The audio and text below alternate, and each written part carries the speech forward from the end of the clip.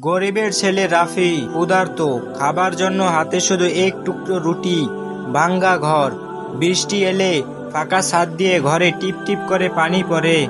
এই জন্য কাজের সন্ধানে শহরের দিকে রওনা দিল রাফি। চার দোকানের ব্যবসা শুরু করে। চোর ডাকাতরা এসে তার সবকিছু লুটপাট করে নিয়ে যায়। ভেঙে না পড়ে রাফি বলে, এই শুরু, শেষ নয়।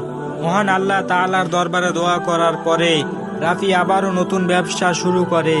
এখন রাফি শহরের সবচেয়ে বড় ব্যবসায়ী। রাস্তাঘাটে যারা শুয়ে থাকে তাদেরকে খাবার কিনে দেয়।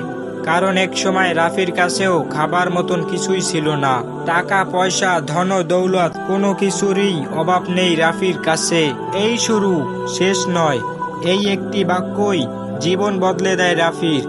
রাফির জীবনী থেকে আমরা অনেক কিছুই শিখতে পারি। আমাদের জীবনের ক্ষতিকর পরিস্থিতিতে ভেঙে না পড়ে রাফির মতন ঘুরে দাঁড়াতে হবে। এই তো শুরু, এখনো তো শেষ নয়। আমি তো আমার লক্ষ্য পর্যন্ত এখনো পৌঁছাইনি। আল্লাহ তাআলা সবার মনের নেক আশা পূরণ করুন। আমিন।